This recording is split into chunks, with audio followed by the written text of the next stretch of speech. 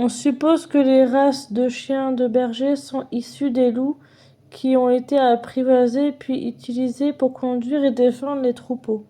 Cependant, en ce qui concerne le border collie, nous ne pouvons remonter qu'en 1790 grâce à la gravure de Beatschk. Elle illustre un chien de troupeau à poils longs noirs et des taches blanches sur le poitrail et les pattes, ce qui révèle une information capitale sur la présence de chiens de berger en Angleterre à cette époque, ainsi que leur allure déjà très caractéristique du border collie. Sous le règne de la reine Victoria, les Anglais vont s'intéresser à la sélection du border et créer le show collie et le working collie. Ils vont en réalité inscrire les beaux sujets dans la première catégorie et tous les autres dans la seconde. Ces derniers seront alors perfectionnés avec l'inclusion du gordon et du pointer pour un meilleur odorat et un instinct de chasse plus poussé. Il faudra près de 20 ans de sélection pour arriver à un résultat concluant, la naissance d'Old Hulme 9 en 1993. Ce chien, considéré comme le père des borders, va fixer le standard et transmettre ses qualités à l'ensemble de ses 200 descendants.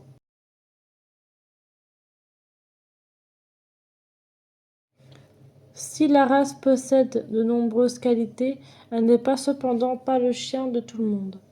Malheureusement, beaucoup de personnes qui font son acquisition croient à tort qu'elle est apte à s'occuper et se dresser d'elle-même. C'est une grave erreur.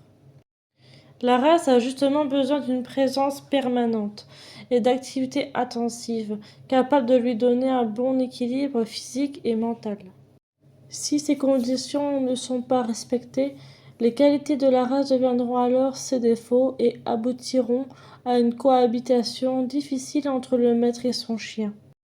C'est pourquoi il est vivement recommandé d'adopter ce type de race uniquement lorsque les conditions le permettent, c'est-à-dire stimuler son mental en lui fournissant des énigmes, des contextes qui lui permettront de regrouper des animaux, mais aussi lui donner la possibilité de se dépenser en allant courir avec lui ou en lui proposant des activités canines.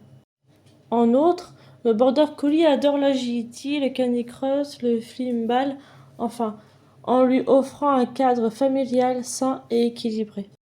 Le border collie étant d'une grande sensibilité, il a besoin d'une famille aimante, douce et cohérente à son égard. Respecter ces règles, c'est s'assurer d'une longue vie de complicité. Dans le cas contraire, il pourrait devenir complètement fou et agressif.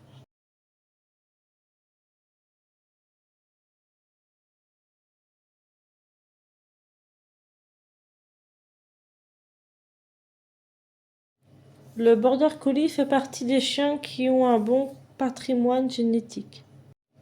À l'heure actuelle, on ne connaît aucune maladie propre à la race. Par ailleurs, d'après les statistiques, son expérience de vie est d'environ 12 ans. Cependant, il ne faut pas s'étonner de voir des borders bien plus âgés car en réalité, ce chiffre est sous-estimé à cause des accidents mortels dont ils sont victimes. Dans leur frénésie, à toujours tout vouloir rassembler, ils parviennent à se mettre en danger eux-mêmes. Malgré tout, on recommande aux propriétaires et en particulier aux éleveurs de faire attention au sujet et de veiller à dépister les maladies telles que la dyspraxie, l'atrophie rétinienne ou encore l'anomalie de l'œil du collet. De même, il est vivement conseillé de limiter les activités sportives intenses pendant toute la croissance du border, ainsi que de surveiller son alimentation.